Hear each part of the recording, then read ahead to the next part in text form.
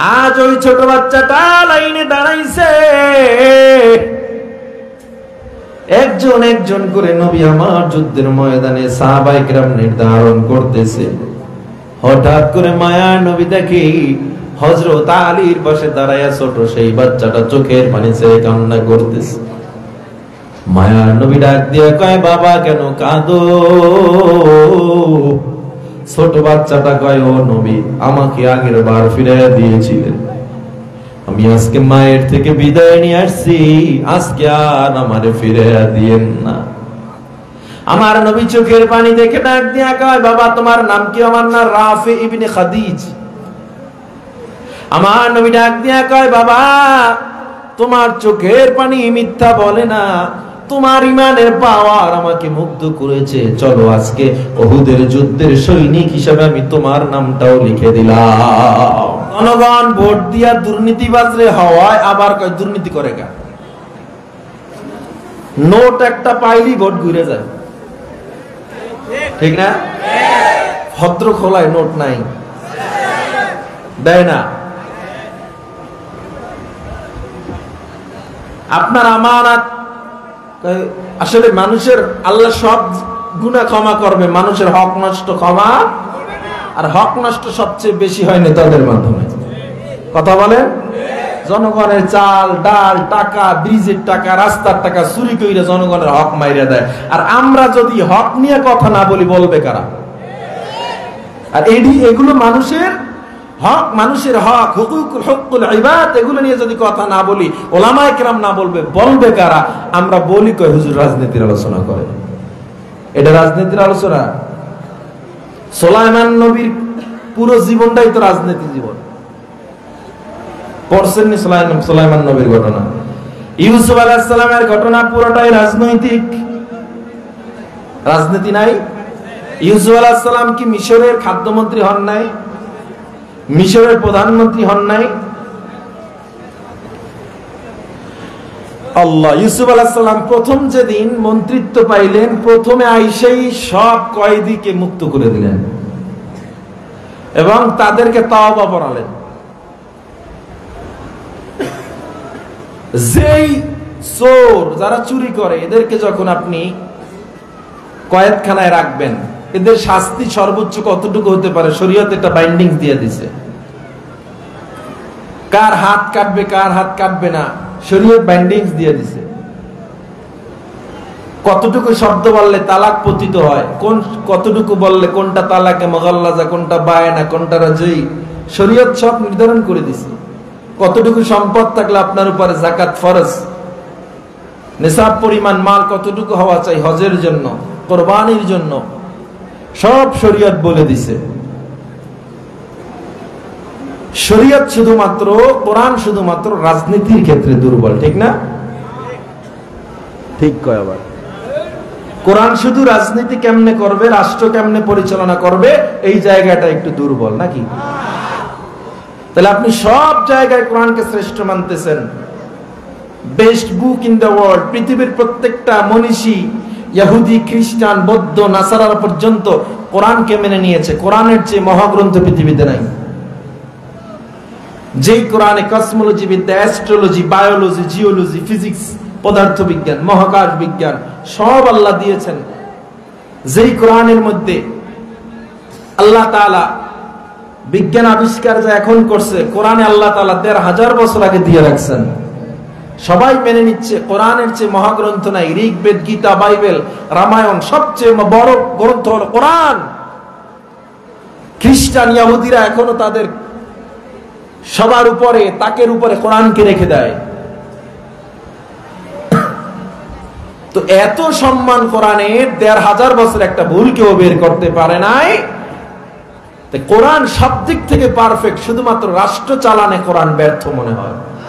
হ্যাঁ, তাহলে আপনারা কোরআন দিয়ে রাষ্ট্রের কথা বললেই আপনাদের জ্বালাপোড়া কেন হয়?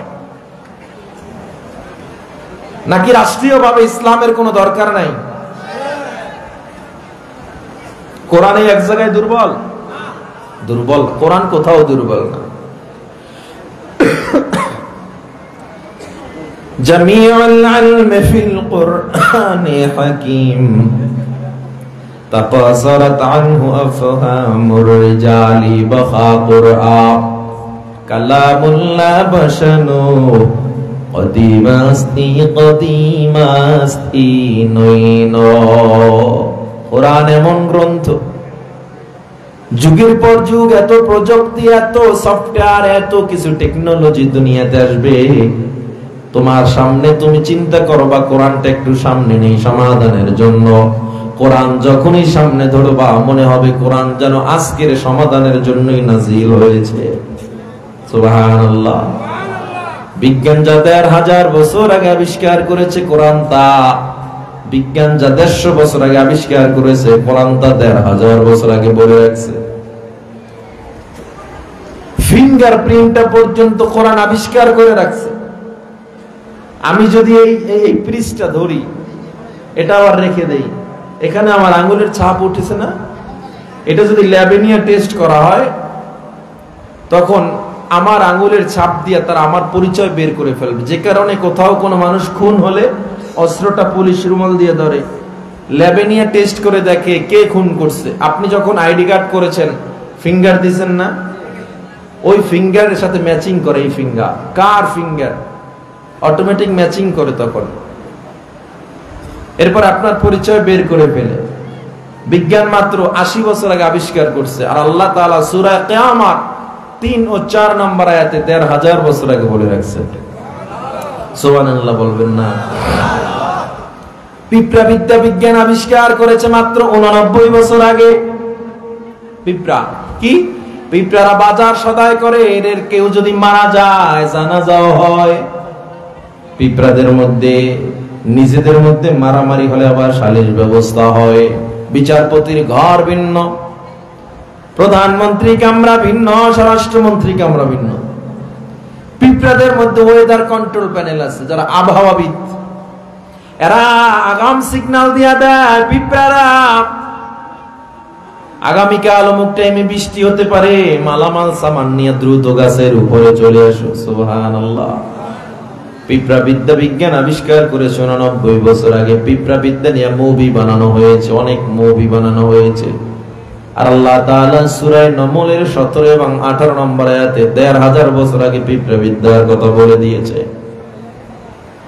বিজ্ঞান বলে চাঁদের নিজের কোনো আলো নাই। এই যে রাত্রবেলা চাঁদ আলোকিত করে গোটা দুনিয়া, কই পায় আলো? দিনে সূর্যের থেকে ধার কইরা রাখে, রিজার্ভ করে রাখে দিনে, এরপরে রাত্রে আলো দেয়। এই বিজ্ঞান মাত্র ২০০ বছর আগে আবিষ্কার করেছে। আর আমার আল্লাহ তাআলা সূরা ফুরকানের ৬১ নম্বর আয়াতে ১,৫০০ বছর আগে আবিষ্কার করে রেখেছে। সুবহানাল্লাহ। পকেটে থাক। তাবারাকাল্লাযী জাআলা ফিস সামাই বুরুজান ওয়া জাআলা ফিহা وجعل فيها سراجا وقمرا منيرا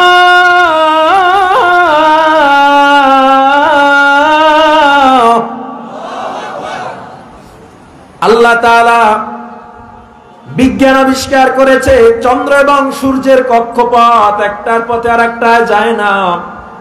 চন্দ্রের পথ আলাদা, সূর্যের পথ আলাদা।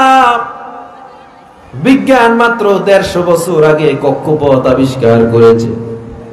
আল্লাহ তাআলা সূরা আম্বিয়ার ৩৩ নম্বর আয়াতে আরো ১,৫০০ বছর আগে এটা বলে রাখছেন। হুয়াল্লাযী খালাকাল লাইলা ওয়ান নাহারা ওয়াশ-শামসা ওয়াল কমার কুল্লুন ফী ফালাকিন ইয়াসবাহুন।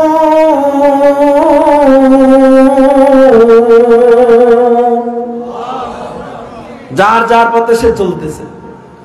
চিকিৎসা বিজ্ঞান বলে কেউ যদি হার্টকে ভালো রাখতে চাও, খবরদার, হার্টকে ভালো রাখতে চাও বাম কাত হয়ে ঘুমাও না, ডান কাত হয়ে ঘুমাও।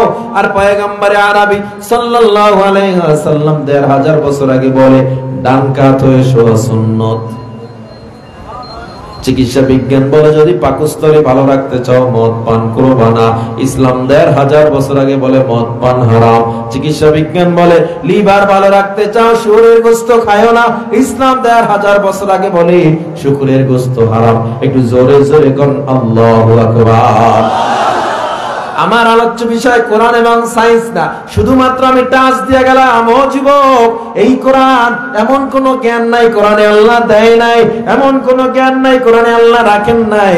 তাইলে আমাকে বলেন, যারা মাদ্রাসায় পড়ে এই কোরআন পড়ে তাদের মনে হয় জ্ঞান নাই? আছে না নাই?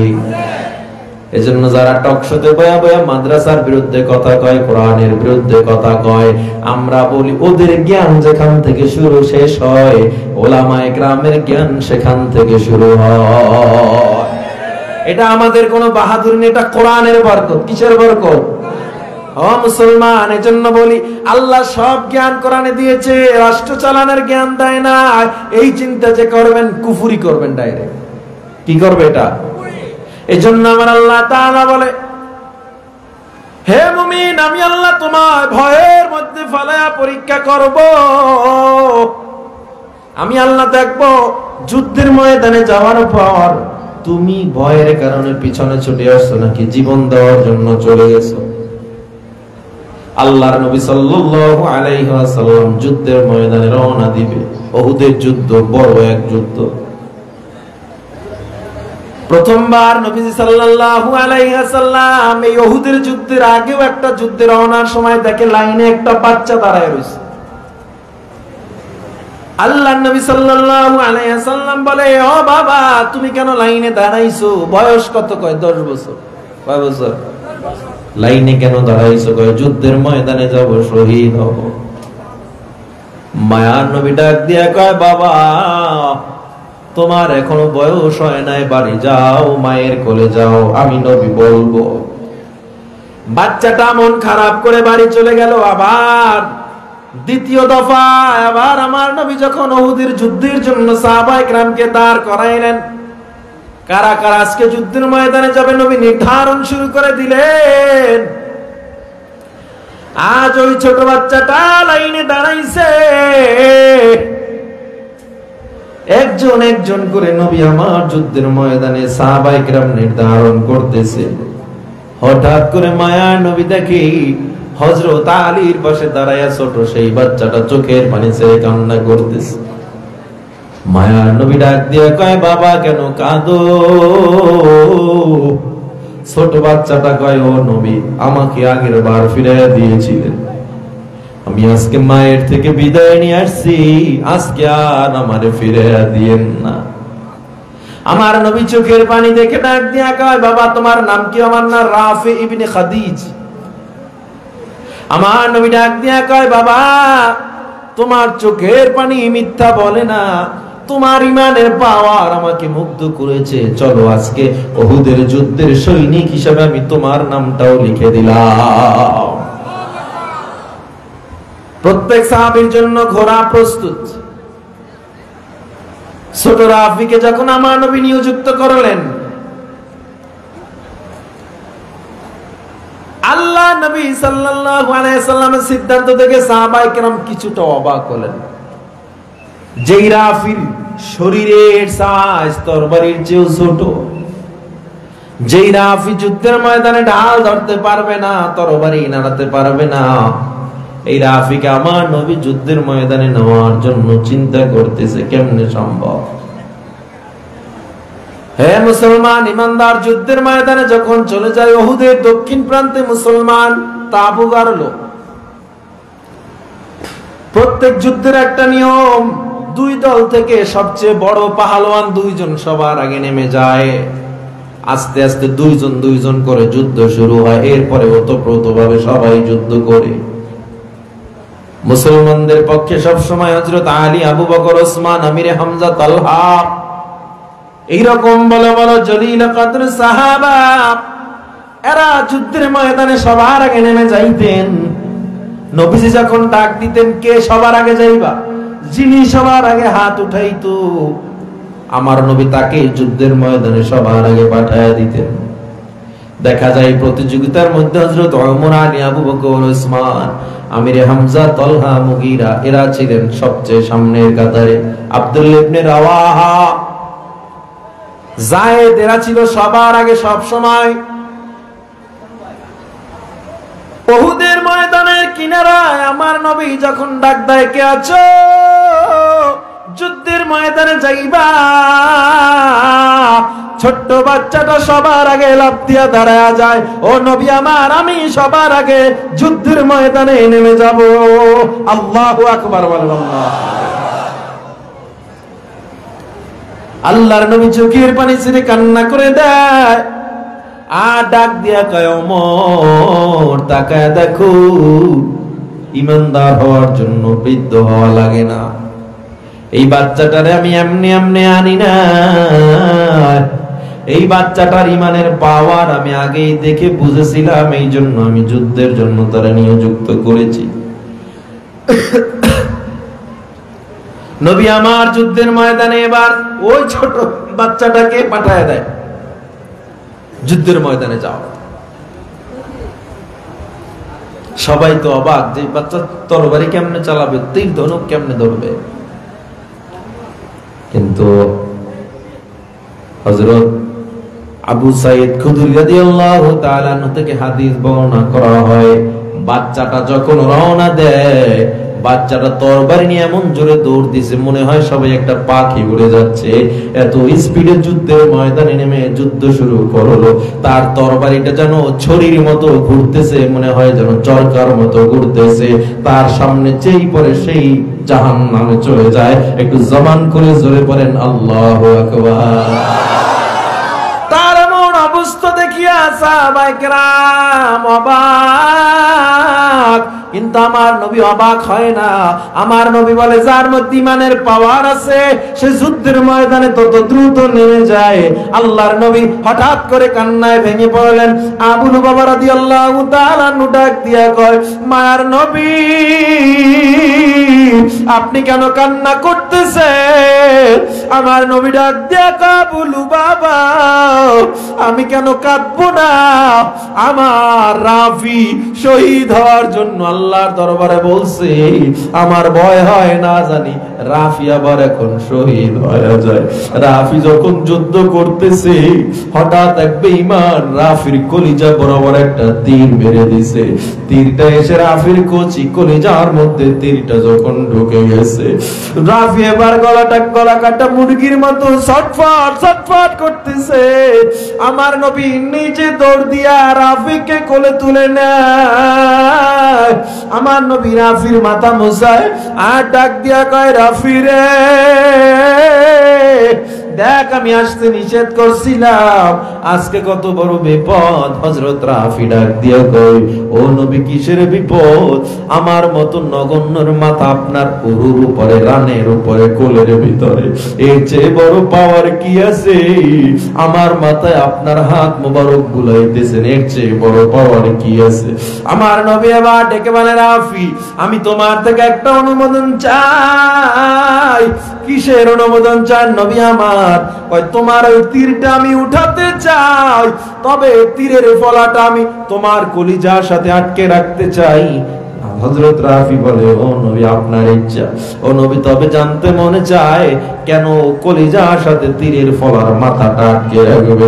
আমার নবী ডাক দিয়ে কয়, রাফি, কিয়ামতের ময়দানে আমি কোন শহীদের ব্যাপারে সাক্ষ্য দিব না, কিন্তু আমি কিয়ামতের ময়দানে তোমাকে নিয়ে আল্লাহর দরবারে দাঁড়ায়া যাব। আর ডেকে বলবো, আল্লাহ, এই রাফি শহীদ, আমি সাক্ষী। ও আল্লাহ, আমি নিজে তীর উঠাইয়া ওর কলিজার সাথে আমি ফলাটা আটকে রেখেছি। আল্লাহ, তুমি সাক্ষী। আল্লাহ, আমি নিজেই কাজটা উহুদের ময়দানে করেছিলাম। ও আল্লাহ, সব শহীদের আগে রাফিকে শাহাদাতের মর্যাদা পানি পেয়ালা জান্নাতে নিয়ে পান করাও।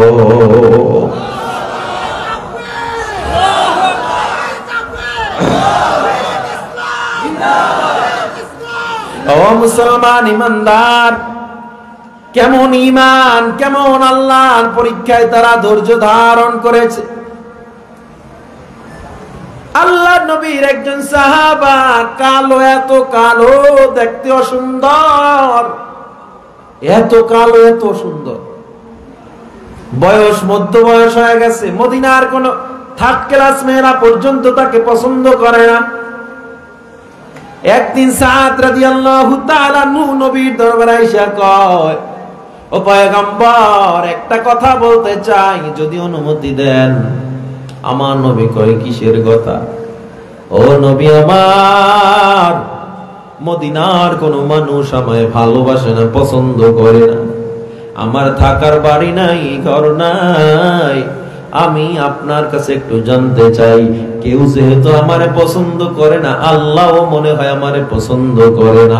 আমার নবী কয়, না রে সাদ, না না, আল্লাহ কারো চেহারা দেখে ইমানদার নির্ণয় করে না, আমার আল্লাহ দেখে কার অন্তর কত পরিষ্কার, কার আমলে সলের পাওয়ার কত বেশি। হযরত সাদ রাদিয়াল্লাহু তাআলা বলে, ও নবী আমার, তাইলে কি আল্লাহ আমাকে ভালোবাসেন? আমার নবীর অবশ্যই ভালোবাসে, এবং আমি নবী আশা করতেছি তুমিও জান্নাতে যাইবা। আর তুমি বলো মদিনার কোন মেয়ে তোমায় বিয়ে করতে চায় না, মদিনার কোন সুন্দরী তোমার বিবি হতে চায় না, অথচ আমি নবী দেখতেছি মদিনার সর্বশ্রেষ্ঠ সুন্দরী তোমার বিবি হতে যাচ্ছে। সুবহানাল্লাহ বলবেন না? সাহাবায়ে কেরাম কানা ঘুষা করতেছে, মদিনার সর্বশ্রেষ্ঠ সুন্দরী তো দূরের কথা, সবচেয়ে নিকৃষ্ট মেয়েটা সাদকে পছন্দ করতেছে না। থাকার ঘর নাই, বাড়ি নাই, সম্পদ নাই, টাকা নাই, এরে আবার কেমনে বিয়ে করবে? কিন্তু আমার নবীর জবানের মূল্য আছে না নাই?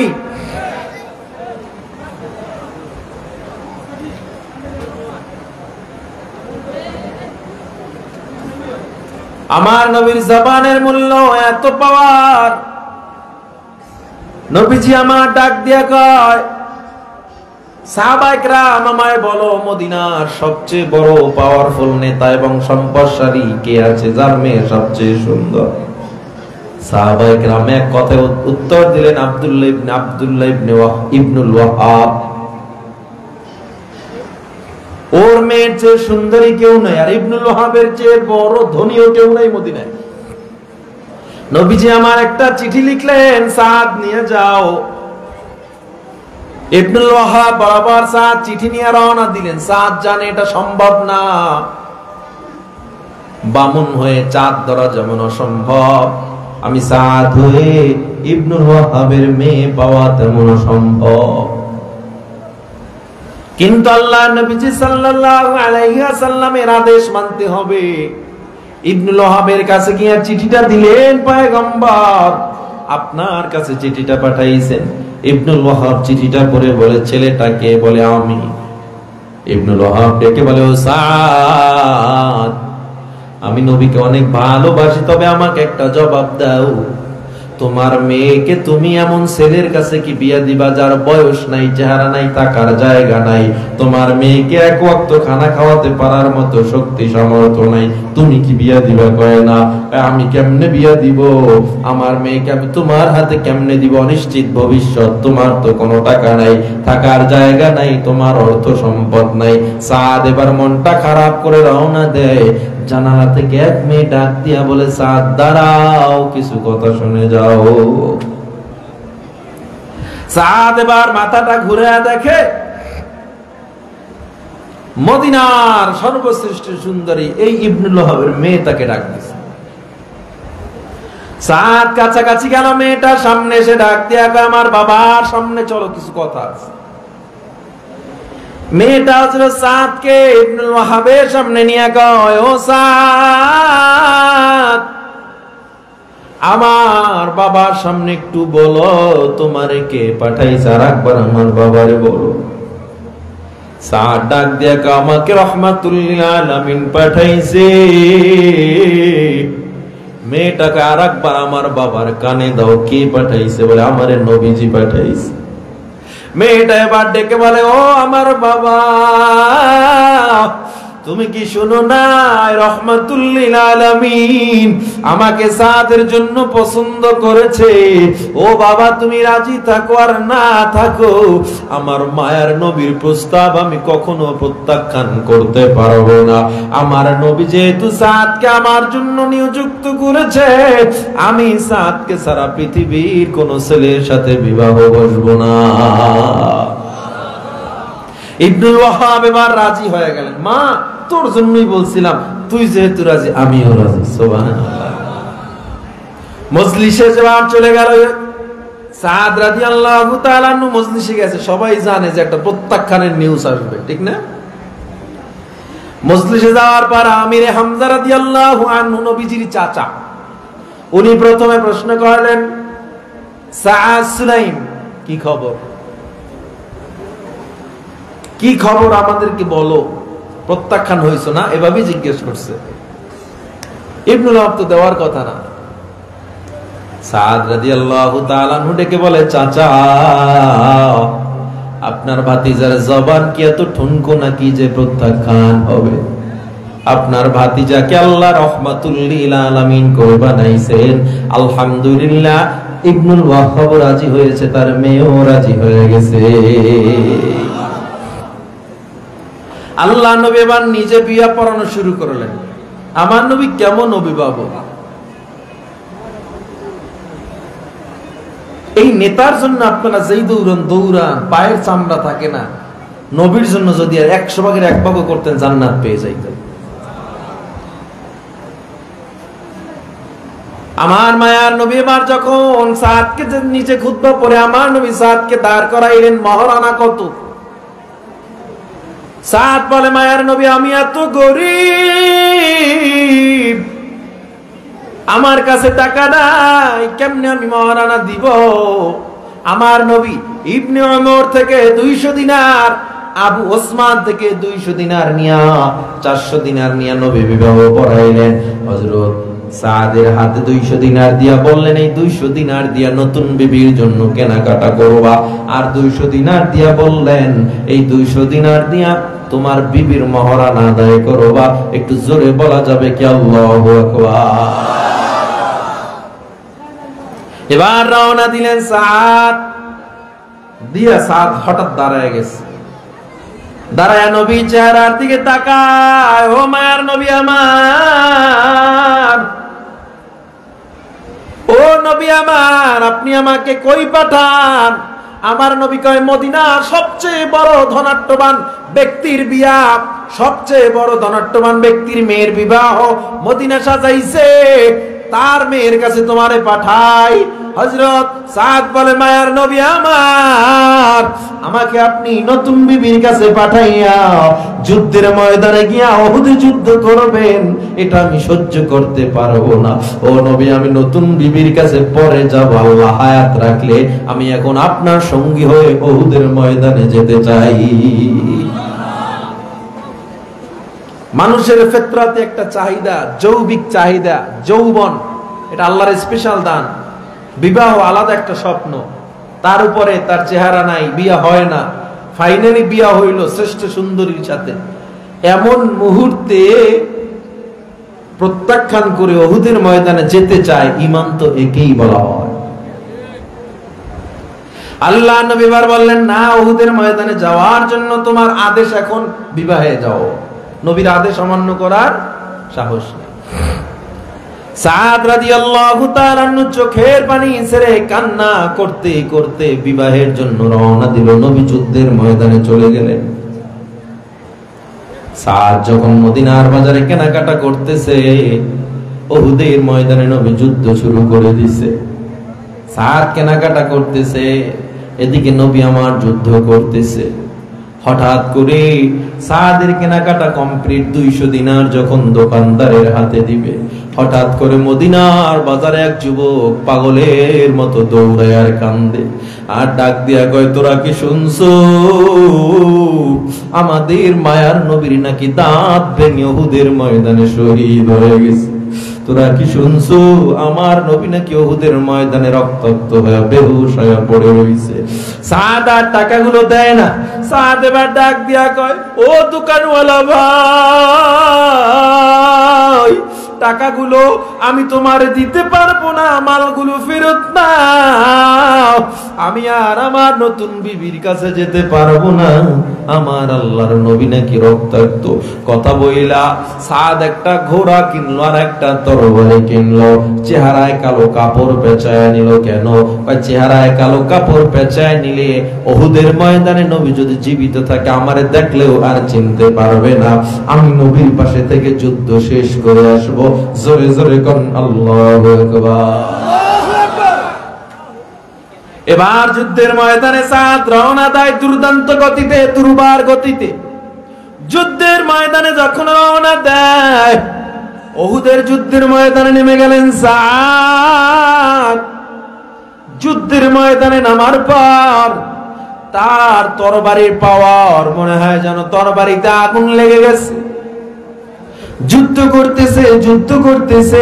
এদিকে নবী আমার রক্তাক্ত দেখে হযরত ওমর, আবু বকর, ওসমান, আলী সবাই দৌড়ে এসে নবীরে জড়ায়া ধরছে। আমার নবীর হেলমেট ভেঙে নবীর কপালে লোহার কড়া ঢুকে পড়ছে। আমার নবীর দাঁত ভেঙে শহীদ হয়ে গেছে। নবী রক্তাক্ত হয়ে চেহারাটা লাল হয়ে ভিজে গেছে। আমার নবীর চোখের রক্তগুলো হযরত ওমর সরায়, আবু বকর সরায়। হযরত আবু বকর হঠাৎ করে নবীর লোহার কড়াটা দাঁত দিয়ে টান দিবে। হযরত ওমর কসম দিয়া বললেন, ও আবু বকর, এই ভালো কাজটা আমায় করতে দাও, তুমি করিও না। হযরত ওমর নিজের দাঁত দিয়া যখন টান দিল, টান দেওয়ার সাথে সাথে ওমরের দুইটা কাঁচা দাঁত ভেঙে জমিনে পড়ে গেল। আমার আল্লাহর নবী চোখ মেলে তাকায় বলে, ওমর, তোমার কি কষ্ট হয় না? রক্তাক্ত তুমি। হযরত ওমর কয়, মায়ের নবী এটা কি বললেন? আমার কেন কষ্ট হবে? আমার কেন কষ্ট হবে? আমার এই কষ্ট কষ্টই না, আপনার রক্ত ঝরতেছে। আমার মতো 100 ওমরের কোনো মূল্য নাই। ও নবী, আমার একটাই আফসোস, লিআন্না লি নাফসান ওয়াহিদা, আল্লাহ আমাকে একটা জীবন দিছে, এটাই আমার বড় আফসোস। আজকে যদি আমার 100 জীবন থাকতো, প্রত্যেকটা জীবন আপনার সেভ করার জন্য আমি কোরবানি করে দিতাম। নবী আমার অর্ডার করে দিলেন, সবাই যাও, যুদ্ধের ময়দানে যাও। কেউ যেতে চায় না। নবী কসম দিয়া বললেন, ওয়াল্লাহ, আল্লাহর কসম, বিয়াদিহি নাফসি, যে আল্লাহর হাতে আমার জান, সবাই জলদি ময়দানে নেমে যাও। কসম শুনে সবাই ময়দানে চলে গেল। নবী আমার উঁচু জায়গায় বসে একটা পাথরে হেলান দিলেন। আজ উহুদের ময়দানে সেই পাথরটা রয়ে গেছে। হে মুসলমান, আমার নবী হেলান দিয়ে তাকায় দেখে চেহারায় কালো কাপড় বেঁধে একজন সাহাবী যুদ্ধের ময়দানে দুর্দান্ত গতিতে যুদ্ধ করতেছে। আমার নবী হযরত আলীকে ডেকে বলে, আলী, কি এমন সাহাবা যার পাওয়ারে গোটা যুদ্ধের ময়দান কাঁপতেছে? কে এমন সাহাবা? হযরত আলী কয়, আমরা চিনতে পারতেছি না, পূর্বেও কোনোদিন দেখি নাই, চোখ দুইটা বড় চেনা চেনা মনে হয়। আমার মায়ার নবী ডাক দিয়া কয়, ও আলী, দেখো ভালো খেয়াল করে কে এটা। দেখতে দেখতে দেখতে দেখতে হঠাৎ এক বেঈমান সাদের গায়ে তীর মেরে দিল। তীরটি এসে সাদের কলিজায় ঢুকে পড়লো। সাদ ঘোড়ার পিঠ থেকে জমিনে পড়ে গেল। গড়াগড়ি করতেছে। হঠাৎ করে গড়াগড়ি করতে করতে চেহারা থেকে কালো কাপড়টা সরে গেছে। আমার মায়ার নবী ডাক দিয়া কয়, দেখ, এটা তো আমার সাদ। ওরে আমি নতুন বিবির কাছে রেখে আসছিলাম, আজকে যুদ্ধের ময়দানে এসে নিজের জীবনটারে দিয়ে দিতেছে। আমার নবী নিজে অসুস্থ, এরপরও গিয়ে সাদকে কোলে নিছে। নিয়ে আমার নবী মাথায় পানি দেয় আর কান্না করতেছে। হঠাৎ কান্না করতে করতে হেসে দিছে। হযরত আবু লুবাবা বলে, মায়ার নবী কেন হাসতেছে? আমার নবী ডাক দিয়া, আবু লুবাবা, সাদের রূহটা যখন বের হয়ে যাচ্ছে আমি দেখতেছি কাফানুম মিন কাফানিল জান্নাহ, হানুতুম মিন হানুতিল জান্নাহ। সাদের দামি রূহটাকে নেওয়ার জন্য জান্নাতি ফেরেশতারা জান্নাতের রুমাল নিয়ে আসছে, জান্নাতের খুশবু নিয়ে আসছে। সাদের রূহটাকে পেঁচানে পেঁচাইয়া এবার নিবে, এটা নিয়ে কারাকারি শুরু করে দিয়েছে ফেরেশতারা। আল্লাহু আকবার বলেন। আল্লাহ আমি দেখলাম সাদের রূহটা জান্নাতুল আদনে পৌঁছে দেওয়া হয়েছে। এই সাদকে পাওয়ার জন্য জান্নাতের হুরগুলো এত জোরে দৌড়ায় যে টাকনুর কাপড়গুলো হাঁটুর উপরে উঠে যাচ্ছে। এই কথা বলে আমার নবী মাথাটা ঘুরায় নিলেন। ও মুসলমান, একটা জিনিস প্রমাণ হয়ে গেল, ইমানদারের কাছে বিবিও মুখ্য বিষয় না, ইমানদারের কাছে বিবাহ মুখ্য না, ইমানদারের কাছে জীবনটাও মুখ্য না, ইমানদারের কাছে মুখ্য হলো আল্লাহর রেজামন্দি, রাসূলের রেজামন্দি, ঠিক কিনা? সুতরাং আল্লাহ আমাদেরকে যত বড় পরীক্ষা করুক, যত বড় বিপদে ফেলাক, ভরসা থাকবে কার উপরে? আমার বিবি বেজার হয় হোক, আমার মা বাবা বেজার হয় হোক, আল্লাহকে বেজার করা যাবে না, আল্লাহর পরীক্ষায় ফেল করা যাবে না। আমার আল্লাহ কয়, তুই গান সিনেমা দেখলে আমি আল্লাহ বেজার হই, সন্তান দেখলে রাজি খুশি হয়। এখানে আল্লাহর পরীক্ষা, তুই কারে খুশি করবি? আমাকে খুশি করবি নাকি সন্তান বিবিরে খুশি করবি? হে মুসলমান ইমানদার, এজন্য আল্লাহ বলেন, আমি তোমারে ক্ষুধার মধ্যে ফলাইয়া, ভয়ের মধ্যে ফলাইয়া, যুদ্ধের ময়দানে ফলাইয়া পরীক্ষা করব। আমি তোমাকে অঢেল সম্পত্তি দিয়াও পরীক্ষা করব, যেমন গরিব বানাইয়াও পরীক্ষা করব। যারা এর মধ্যে ধৈর্য ধারণ করতে পারবা, ওয়াবাশশিরিস সাবিরিন, হে নবী আপনি প্রত্যেক ধৈর্যশীলকে সুসংবাদ জানায়া দেন। আল্লামা ইবনে মাসউদ বলে, কেমন সুসংবাদ? কয়, আল্লাহ যে পুরস্কার দিবেন সবচেয়ে ছোট পুরস্কার হবে 10 দুনিয়ার সমান ছোট্ট একটা জান্নাত। সবচেয়ে ছোট পুরস্কার, বড়গুলোর তো কথাই নেই। তাহলে আল্লাহর পরীক্ষায়, আল্লাহর যত ধরনের পরীক্ষা, আমাদের ঘরে যত ধরনের বিপদ, চাকরি নাই, অসহায় গরিব মানুষ, কত ধরনের সমস্যা, সম্পদ পুড়ে যায়, দোকানে মাল নাই, আগুন লেগে শেষ হয়ে গেছে, কত ধরনের হতাশা, কত ধরনের বিপদ। এই অবস্থায় যদি আমরা একজনের উপরে ভরসা করতে পারি, তিনি সব বিপদ কাটিয়ে দেবেন। কে তিনি? জোরে বলেন। একটু চোখটা বন্ধ করেন, চোখটা বন্ধ করেন, একটু অন্তর খুলে ডাক দেন আল্লাহ। আর মায়ার সুরে একবার ডাক দেন আল্লাহ, আর একবার ডাক দেন আল্লাহ, আরো ডাক দেন আল্লাহ, আবার ডাক দেন আল্লাহ, অন্তর খুলে ডাক দেন আল্লাহ, আর একবার ডাক দেন আল্লাহ। ডাক দিলে মজা লাগে না? আল্লাহ কবুল করে নেন, আল্লাহ কবুল করে নেন, পড়েন আমিন। নামাজ ছাড়া যাবে না, বিপদে আল্লাহকে বলা যাবে না, অন্যায় করা যাবে না, ওজনে কম দেওয়া যাবে না, সন্তানকে কোরআন শিখাতে হবে, সন্তানকে হাফেজ আলেম বানাতে হবে, দুনিয়াও লাগবে আখিরাতও লাগবে ইনশাআল্লাহ। আমাদের কবুল করে নেন। আজকের মাহফিলের মাদ্রাসার জন্য আমাকে একটু কালেকশন করার জন্য অনুরোধ করা হয়েছে। আমি একটা লোকও যদি উঠেন, মনে করবো আপনার শয়তানে ধরছে ইচ্ছা মতো।